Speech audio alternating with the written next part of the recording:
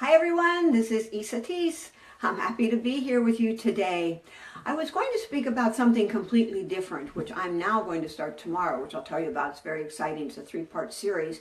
But today, what I would like to speak about is what to do when fear comes up. Because I have been, as you know, I'm a life coach and I've been working with people and not only the people that I've been coaching, but other people that I've been speaking to have been telling me that yesterday in particular, but for some period of time, what's going on is that there's these feelings emerging. And the feelings, when you look deeply at them, really are about fear. So one person that I spoke to said that she was just like there. She noticed that there's a fear about her personal things that were going on in her life, things about other parts of her life, things about her body, things about money, things about everything that you can imagine. Well, I actually had an experience yesterday myself. And my experience yesterday was all of a sudden I had, boom, this big awareness of this whole scarcity thing. I realized that the core of my being, so to speak, was really going through an experience about scarcity, about lack. And for me, it is primarily about time. For me, it's like, oh my gosh, there's so many things to do. Oh my gosh, I don't know how I'm going to get this done. And now that things have really been moving very rapidly and I'm doing these Facebook Lives every day, which are being received so well, and podcasts that they're being turned into and all of the things that are awesome, I have a lot of things on my plate. And because of that, I suddenly don't feel like there are quite enough hours in the day. Well, that is an underlying fear. So you may think, well, I'm overwhelmed. That's fear. Well, golly, I'm scared about money. That's fear. Oh, golly gee, I'm concerned that my child won't get good grades. That's a fear. I'm really concerned because my body, or I'm a little bit worried or been thinking about what happens if I eat this food. That's fear. Bottom line is fear is everywhere. And for many people, it's up at a very high level. Now, if you are in touch with that, yippee, I really acknowledge you, because awareness is always the first step. So when you know that you are feeling frightened, if you know that you've got this core concern or worry or activation going on, then that is the time when you want to be very conscious about what's going on in your body.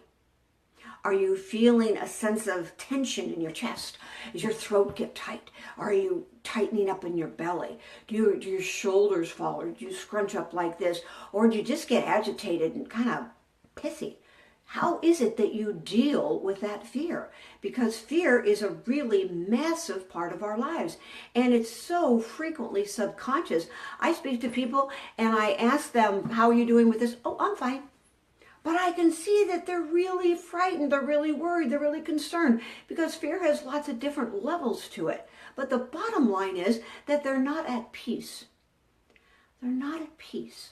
So what I want to ask you to do today is to look at and think about where you find yourself tense. Any tenseness is fear. Any agitation is fear. Are you starting to get the pictures? Like everything's fear. So what the heck are we going to do about that? Well, part of it is that things will amplify the fear. One is that when we are in experience of being in a body, we have things that amplify it, like the energies on the planet. Now, I know I speak about this a lot because I am an energetic thinker. As you many know, I'm a visionary. I see things from this big place. Well, one of the things that is occurring is that in a couple of days, we're going to have a new moon. So every new moon and every full moon, the energies are particularly enhanced. They exacerbate whatever's going on. And remembering that we all really are looking for joy and for peace in our lives, what are we going to do? We're going to bring up everything that's in the way of that. So when you have this fear come up, be excited. Be absolutely in a place where you are delighted with what you're recognizing in yourself, because that means that when you recognize it, you are letting it go. It's the first step in letting it go. Letting go is mandatory if you want to know how to have more money, if you want to have more joy. If you want to have better relationships and increased communication, do you know how many people don't tell the truth because they're afraid? Do you know how many people stay in relationships they don't want to be in because they're afraid? They're afraid of the unknown. Fear it's just a massive thing. In fact, I think I'll do a series on that.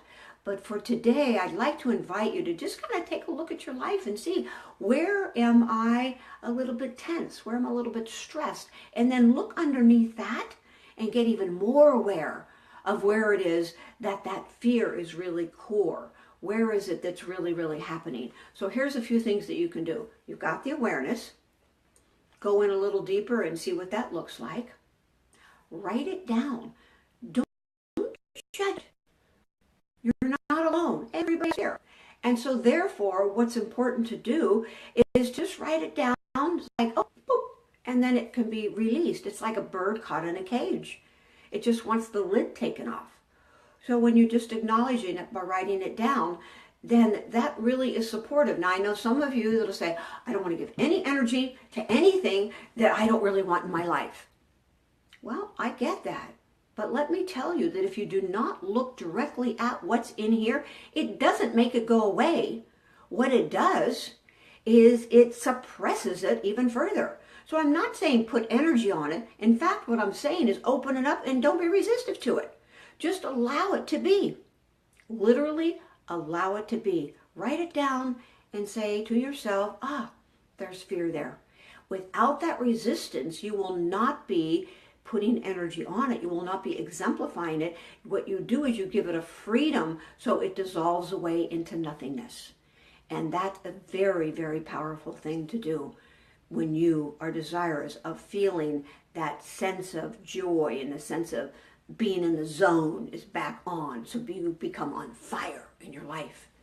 Because if you are holding back because you're tense, because you are subconsciously fear, which is where most fear is, then you are depriving yourself of what it is that you really want in life. So think about what it is you really want in your life, and then look at what it is through any of these fear things, just a few that I've sampled out to you.